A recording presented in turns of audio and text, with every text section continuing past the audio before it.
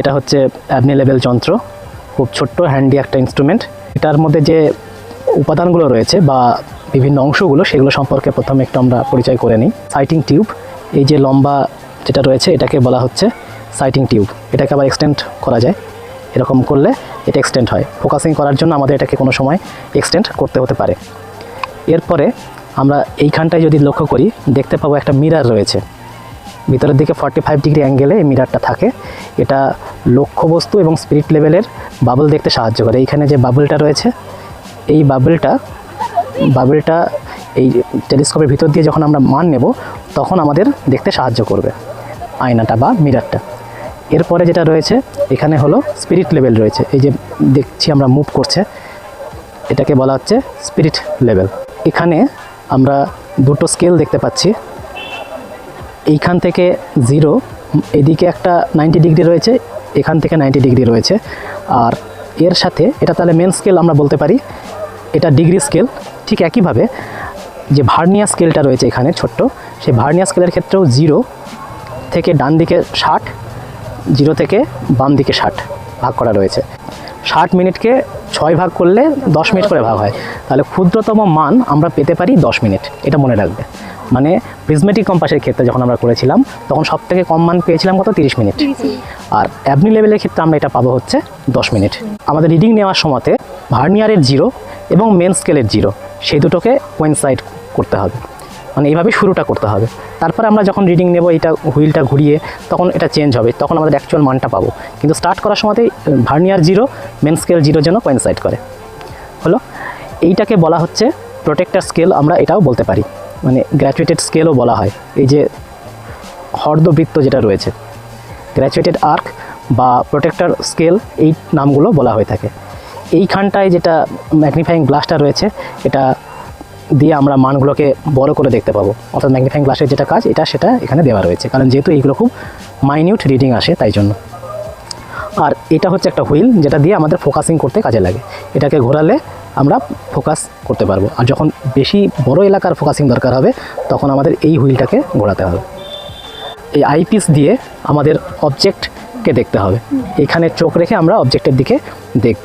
ভিতরে আমরা কীরকমভাবে বিষয়টা পাবো, ভিতরে একটা বাবল আছে, অর্থাৎ এই যে বাবলটা রয়েছে সেই বাবলটা এটা ভিতর দিয়ে আমরা দেখতে পাবো। পাশাপাশি একটা ক্রস রয়েছে, সেই ক্রসের পাশাপাশি বাবলটাকে ফ্রিজ করতে হবে। যে মানটা হবে সেটাই হচ্ছে আমাদের থিটা মান, অর্থাৎ অ্যাঙ্গুলার ভ্যালু। প্রশ্নে দেওয়া রয়েছে make an Abney level survey along the given line AB to determine the reduced levels of 5 points marked at suitable intervals on the line.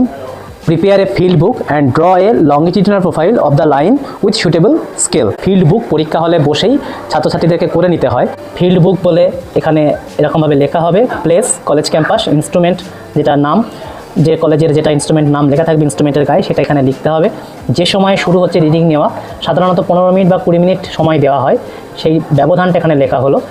যে ডেটে মানটা নিচ্ছি সেটা এখানে লেখা হলো। এরপরে একটা টেবিল টাইটেল দিতে হবে, table 1 profile survey by Abney level. আর আমাদের যেটা স্টেশন, টোটাল 5 স্টেশন লেখা ছিল, তাহলে এখানে স্টেশন অফ অবজারভেশন A থেকে B, A1, A2, A3, B, এইভাবে আমরা স্টেশনের নামগুলো লিখে দিলাম।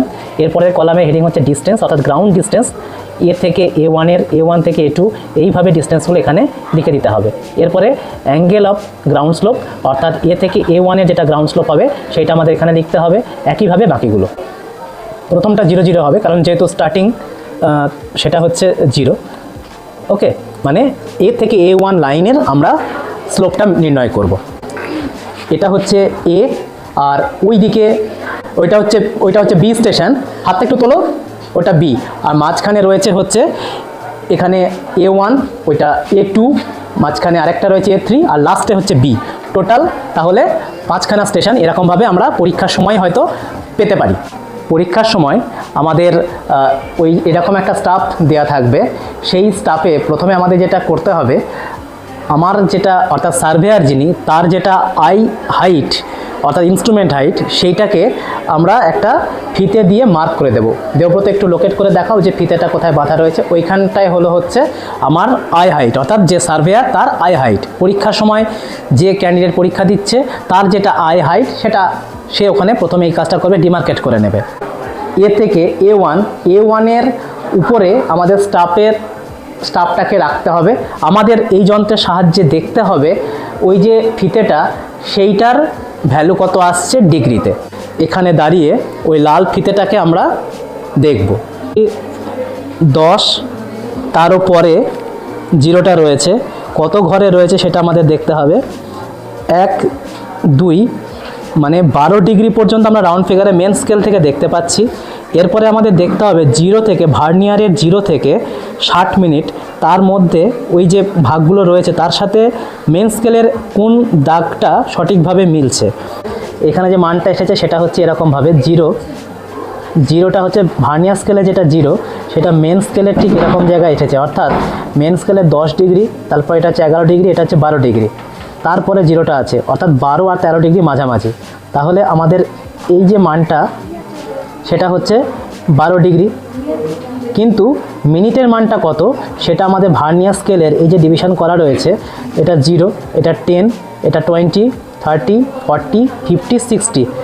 এইবার এই ভার্নিয়ারের এই ভাগগুলোর সাথে মেন স্কেলের একটা দাগ মিলে যাবে, সেইটা যেখানে মিলবে সেইটা হচ্ছে আমাদের মিনিটের ভ্যালু। ভার্নিয়ার স্কেলের 3 নম্বর দাগের সাথে মেন স্কেলের একটি দাগ মিলছে, তাহলে আমরা বলতে পারি যে এরকম 10, 20, 30 এখানে ভার্নিয়ারের সাথে মেন স্কেলের একটা দাগ মিলছে, তাহলে আমরা এখানটায় মানটা যেটা হবে সেটা হচ্ছে 30 মিনিট। এলিভেশন সেটা উপরের দিকে, তাই জন্য আমরা এখানে মানটা লেখার সময় লিখব +12 ডিগ্রি 30 মিনিট।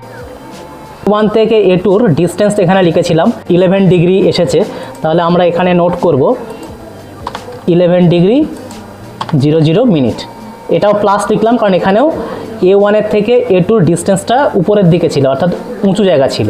যখন আমরা নিজের জায়গা থেকে উঁচু জায়গাকে মান নেব তখন আমাদের এই 0-র লেফট সাইডে রিডিংটা আসছে, অর্থাৎ যখন আমরা ফিল্ড বুক নোট করছি তখন দেখবে যদি এদিকে মান আসে তখন আমরা কিন্তু প্লাস বলে লিখব, ঠিক আছে।